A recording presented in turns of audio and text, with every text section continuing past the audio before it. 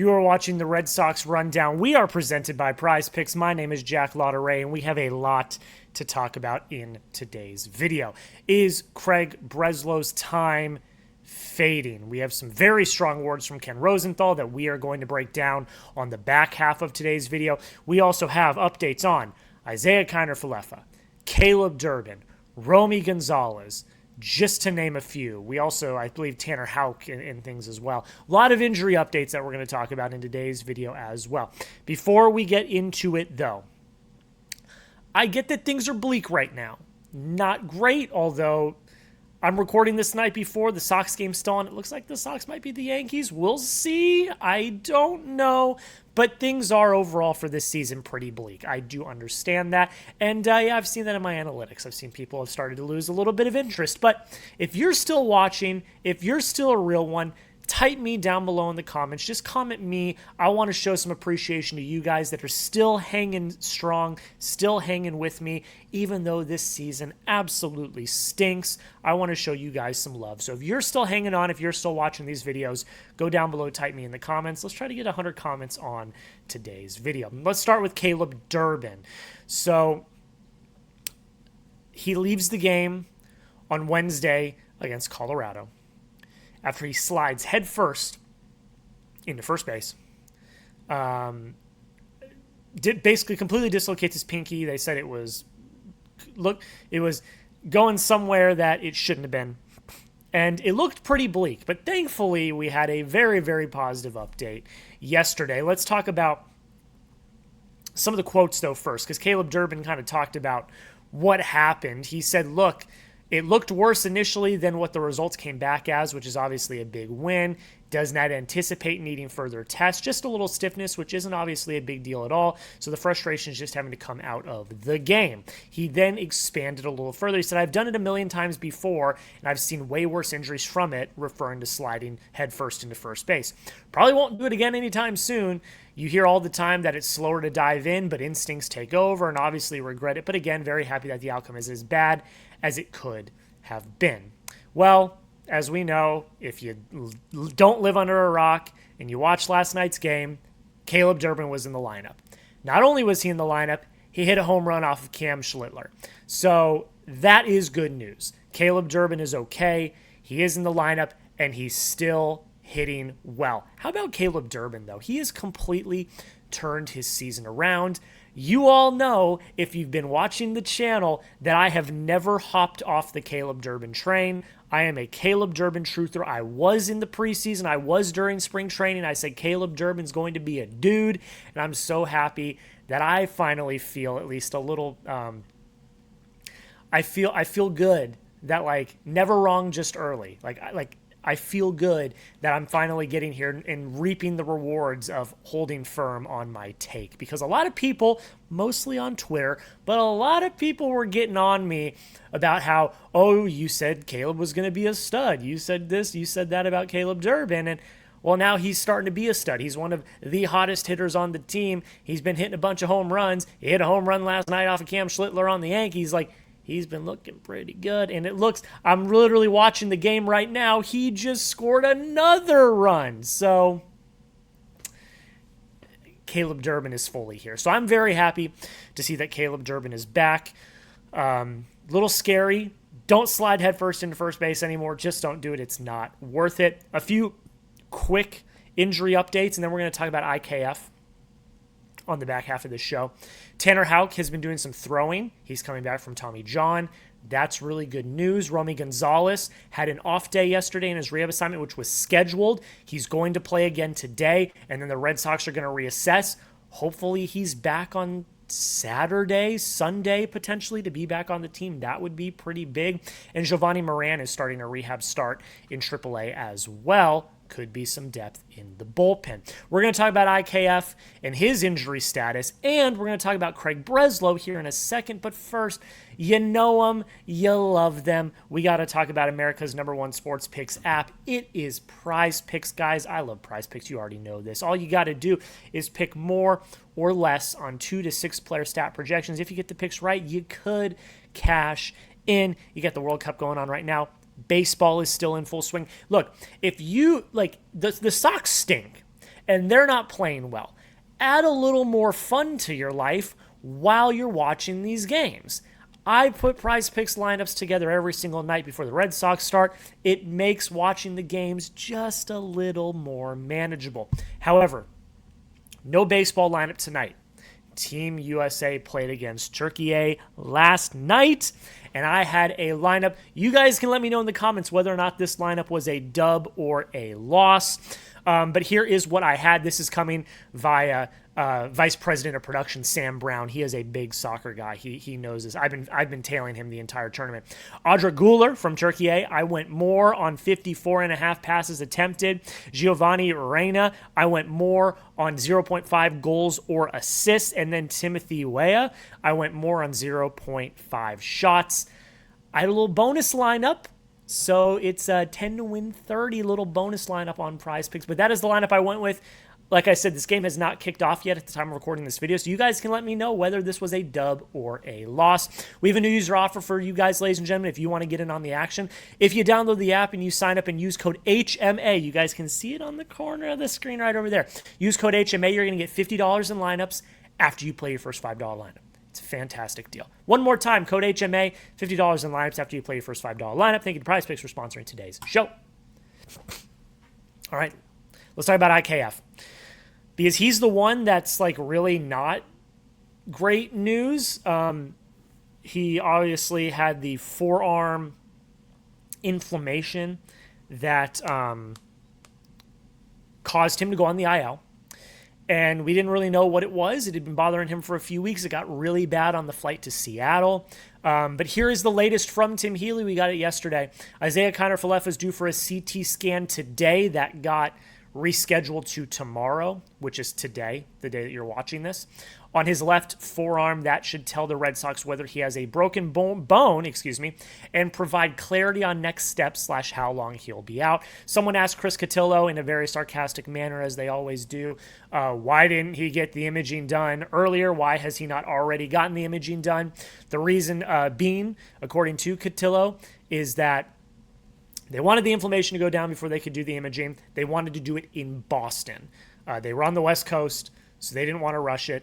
They wanted the swelling to go down, and they wanted to do it in Boston, where they have all of their stuff at their disposal. So, not great that he needs scanning. I can't say in my right mind that I think he's going to be back soon. Especially if they need to get scanning done. Obviously, getting scanning done is fairly common, just so you can, rule out without a shadow of a doubt if anything's going to happen. But still, nonetheless, hopefully he's okay, because we do need him for depth. With Romy back, that should be a little, I won't be in as dire straits when Romy gets back, but still, IKF has been a pretty consistent contributor to your team this year. So getting him back is going to be welcome. Hopefully he's not gone for too long. One more injury note as well, Roman Anthony. Nothing's really changed. At this point, I don't know. I think he just kind of shut him down for the year. I said that in my rebuild video I did last week or 2 weeks ago. I said you shut down Crochet and you shut down Anthony and you just let them heal. I don't know what's up with him. Hopefully he gets back soon, because as you can tell, we desperately need him in the lineup, because the offense has been really not great this season. I'm going to ask this question. It's open-ended, okay? I'm not going to ask you type Y for yes or type N for no. This is an open-ended question. I want you guys to go down below in the comments and let me know. Why do you think the Red Sox are so injured? Let me know in the comments, because, I know I've gotten a lot of comments from the old heads. I know you guys. I see my demographics of who watches these videos. I've gotten comments from a lot of old heads that said, back in my day, nobody got hurt, or you played through the pain, or this, that, the other. And they're saying, all these young kids. Well, IKF's a veteran, so how do you explain that? So it's not all young kids that have been getting hurt. There's been a bunch of it. Sonny Gray was hurt earlier in the year. He's a seasoned vet. Aroldis Chapman has been dealing with some stuff as well. He's a seasoned vet. So you guys just let me know. Why do you think the Red Sox are so injured? Why do you think there's so many setbacks as well? I think that's another one. I think the training staff stinks. Like, I don't think the Red Sox training staff's that good. But you let me know your thoughts. You let me know down below in the comments. Why do you think the Red Sox are so injured? And why do you think they suffer so many setbacks in their recovery? All right, let's finish off on Craig. Craig Watch. We're on Craig Watch, ladies and gentlemen. If the Red Sox, and this is a big if because, again, as I'm recording this video, the Red Sox are 3 defensive outs away from winning Game 1 against New York Yankees. But if the Yankees were to take the last 3 games of this series, Craig might not be long for the job. And so we're going to be on Craig Watch for the next few weeks to really see what happens. Now, Robbie at Monster Territory had Robert Murray on yesterday, at the day that you're watching this. And Robert Murray said he does not think Craig's in trouble of losing his job at all right now. He thinks he's going to go through the deadline. He's going to work the deadline. He's going to be in control. And then in the offseason, they are going to have to figure out, have questions about his future. I find that hard to believe, but at the same time, I wouldn't put it past Henry. But Brezlo had this quote 2 days ago. And I have not been able to talk about it on the channel yet. So I wanted to bring it up, and then I wanted to bring up what Ken Rosenthal had to say. Here's what Craig had to say literally like 3 days ago before they had lost the series to the Rockies. He said, "We're still not at a point where that decision is clear whether to buy or sell, because like I said, we've got a lot of baseball games to play between now and then. We're halfway through the season, and we're going to do everything we can to get the ship righted in 2026. At what point do you wave the white flag? I don't know. You have one of the worst records in baseball, and it's not particularly close. You lost a series to the Rockies, which is just, I think Andrew Bailey just got thrown out, by the way. I'm sorry. That's why I'm distracted. I think Andrew Bailey just got thrown out of the game, which is crazy. I'm sorry. I've got the game on my laptop right here as I'm recording this. I think Andrew Bailey just got thrown out of the game, which is crazy. But I don't know how you can look at this team and this product on the field right now, again, especially after you lose to the Rockies, and say, oh, yeah, they're going to go on a run here soon. I don't.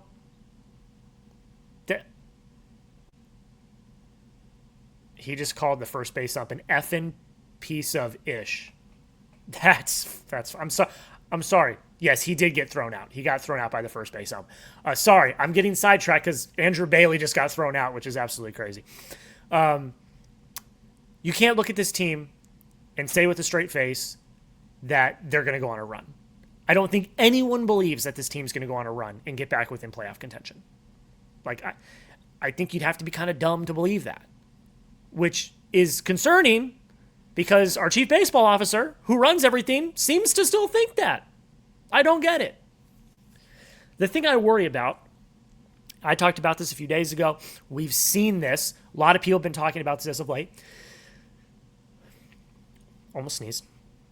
Is the fact that when someone's back against the wall and they know their job's on the line, they're going to get desperate. And to get desperate, they are going to do anything in their power to fix the situation.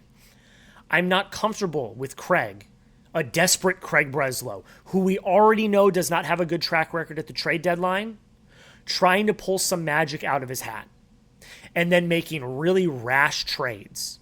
We saw him do that last trade deadline when they missed on Joe Ryan and they had to pivot quickly and they traded away James Tibbs and Zach Earnhardt, or excuse me, I forget what his last name is. You trade away James Tibbs for Dustin May. I'm sorry, I don't trust Craig, a desperate, panicking Craig, to try to right the ship this year. I don't. We saw Heim try to do it before he got canned, and it didn't work. It was like a half-ass sell/buy. It didn't work. And I don't trust Craig to do that. I don't. Because last season, his job really wasn't on the line. And we saw how he did. It was a failure of a deadline. So with his job on the line now, why would we trust him at the deadline? I don't trust him at the deadline. I can't do it. I can't do it. And Ken Rosenthal, who I'll give credit to Ken. I know sometimes he's memed on and sometimes people, meme on him and stuff. But I'll give Ken some credit. He does stand on his shit, and he does say what he believes. And so he wrote a column about the the executives with the hottest seats at the deadline. And Craig Breslow was literally the first one he talked about. And here was how he started the entire article. He said, the first sentence of the column I wrote after the firing of Alex Cora was, Craig Breslow is next. Nothing that has transpired since has changed my opinion. It's obvious where this is headed, particularly with an ownership that is forever in search of someone to blame. When assessing Breslow's body of work, it's doubtful ownership would determine he warrants one more shot. Brezlo is next. All right. The only question is when. Those are the most damning words I've heard from anyone in the national media about Craig Breslow so far. I think that the overarching sentiment is that he's probably gone sooner rather than later. But that's damning from Craig Breslow. And Robert Murray backed it up on Monster Territory yesterday. He told Robbie, he said, look, people really won't say it right now, but the consensus is what Ken said. Everyone knows that he's not long for the job. It's not a question of if, it's a question of when. So again, my question is, why are you waiting? Why are you waiting? Because I don't trust Craig at the deadline. I don't trust a desperate Craig Breslow to try to run the trade deadline. I don't trust it. But I'm not the owner. That's just my take. I don't know. We'll see how it pans out. We're going to be on Craig watch for the rest of the season. We're going to be on Craig watch for the rest of the season. Is Craig Breslow fired before the deadline? Type Y for yes if you think he is. Type N for no if you think he is not. You let me know your thoughts down below in the comments. And if Craig Breslow is fired, we will make a video. Hell, we might even go live if Craig Breslow is fired. So make sure you hit that subscribe button if you have not already. Join the family today. Help us get to our next goal of 12,000 subscribers. We're going to be live tonight for Red Sox Yankees. Peyton Tolley on the mound. It's going to be a lot of fun. Don't miss out. Come join us on the live. We can suffer together. Thank you all so much for watching. Until next time, go Sox.